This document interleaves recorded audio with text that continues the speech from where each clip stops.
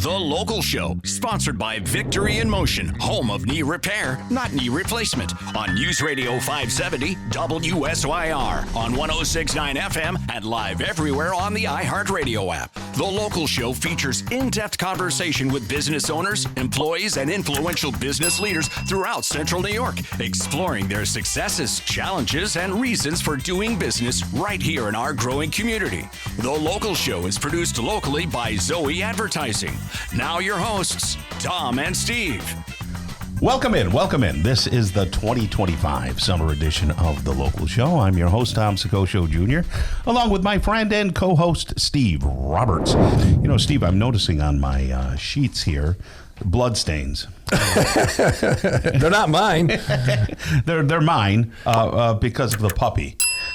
So we get this puppy that has, born with razor teeth. Oh, and okay. she is a nipper because she herds, animals. It's instinctive for them to herd. So these are all on your ankles, your hands, or where are they getting all, yes, oh, my goodness. All body parts. And I'm noticed. I remember when I was making the notes and I was trying to get her off my ankle, and she must have caught my knuckle or something. And there's blood stains. No, well, it's the joys of having a puppy, Tom. I thought it was going to be so easy. Why couldn't I? I don't know. I'm sure the kids are chipping in. I'm sure Nick's taking care of them most of the time, right? No, Nick went and got a job the first day we got the puppy home. Good move. So, good move. Good for him. Right now we say a hearty, healthy good morning to John Murphy. How are you? I'm very well. You know, you're talking about the puppy. You reminded me of one of my favorite childhood memories. What's that? My dad had a dog, and she had a couple litters of puppies. The first one was 9 litters. And so my sister and I would get on the floor, and just the puppies would crawl all over us. Yeah, isn't that beautiful? Yeah, I still have vivid memories of that. There's a couple pictures of it. And I think that some all puppies have like kind of razor teeth, yes. when they're that young. But some don't bite as like others, and they're not biting to, like in a mean way. It's just they open their mouths a lot. But some puppies are not that way.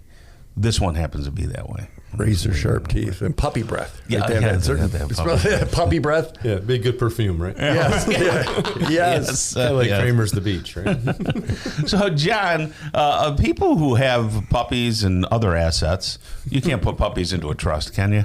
Or Pet dogs? trust, sure you can. Really? Well, you can create a trust to pay for and benefit your pets. Yes. I would imagine that. Remember Leona Helmsley? Yeah, I remember that name. Yeah. Left her millions for her pets. Oh my gosh. Yeah. Can you? Yeah. So you could leave that. I mean, what do you do when you're in the reading of that will or and somebody's got millions of dollars and they go, I'm leaving it all to the cat. I don't think it's like the movie where there's they don't read the will. The reading of the will and everybody's looking. That's a big one, So now with the will, you get sent a copy of it. Right? Oh, okay. So the reading of the will goes back where ink and quill and there's only one. Right? You can't spread it around. That's now, something. if you're using a will through probate, you need to send it to your heirs, right? So a lot of people get confused. Well, I've left out my son. He doesn't get a copy of the will.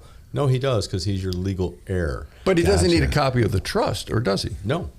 So distinguish the difference. Okay, so let me start. There are heirs and beneficiaries, okay? So heirs are people that the law says inherit from you when you die, okay? You can say, I want to make my own plan and name people as the beneficiaries under my will. Gotcha. So often they're the same people, right? My children are my heirs. They would be my beneficiaries in my will. Okay? But if I left one of my children out, when the will gets probated, even that child has to get a copy of the will to know they've been excluded. Oh, right? I see. Yeah. So we have the right to take away that inheritance. They just have a right to know it's been done. Do they have a right if it's a trust? Nope. I'm just going to get to that. Okay. Right? So I jump ahead. So because I own assets, right, my heirs have a right to inherit from me what I own. When we put the assets into a trust, even though we still control it as the trustee, we don't own it personally. So when we die, the trust has no heirs. There's no bloodline. Right? Heirs are bloodline. So trust doesn't have to go to the recalcitrant kid or whatever that you're leaving out. Recalcitrant. Good word, John. That's a lawyer. We'll see. word. I'm not quite sure it was in the right place. Very impressed. So I was talking to Mom here in the last week, and Surprising she still talks to you. she does. And that lady has words, let me just say. But she was smiling in her voice and tone because 6-7 years ago, whenever it was, she put the trust, the family camp in a trust. Oh, okay. Gotcha.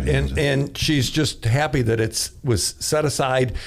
Nobody can get to it, and she's all beaming. Now, what's that mean? That nobody can get to it, and does that mean that he and his sister can get to it? I don't get it. You're dragging me into a difficult circumstance because of attorney-client privilege. Oh, I see. Let me give you a general I will concept. suggest that my sister and I are there, and I'm going to say that because we are set up on the trust. Okay, I see. There, I said it. Yeah. But in general, so we're working with somebody now. They have a cottage up in the Thousand Islands. Right. When that person passes, everything they have is going to go into a collective trust. It's going to own the cottage and have enough money to run the cottage. The kids get to use it, but if they ever get divorced, their spouses can't get it. Oh, that's very interesting. And when they pass, the usage of the camp's going to go to their children.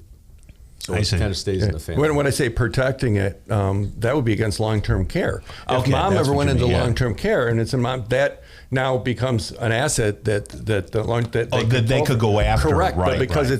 it's in a trust, they can't do that. Right, and then that way you guys get it. And that way it's passed down to the generation. So John has some outside of court. Right, you don't have to deal with court. Oh, that's even nicer. Yeah. This stuff and a whole bunch more. John has workshops coming up Monday. If you haven't been to one of the workshops, John is fairly entertaining, a little more than he is today on the show. That's a low bar. It really is interesting stuff, and people can ask questions. But that is Monday. They have a workshop right here in Syracuse at 10 and at 6. You can call the 370-9977, 315 area code, Tom, and register for that. They'll get a little basic information. It's interesting. It's a couple hour long. They can answer questions. 370-9977. Of course, safeharborwillsandtrust.com. They can do that online if that's where they're been to. You don't make people walk across hot coals or anything in your workshops, right? No. nothing like And the that. place has really great cookies. Yeah, excellent. So we have fun. Good. I was going to say, you're right. It is fun. The culture, it isn't like you're sitting there, people interact with each other. But so if you want to learn why we have a phrase, kids, I love you too much to give you my money. We'll tell you what that means. Excellent. all right. Thanks for joining us, John. Thanks.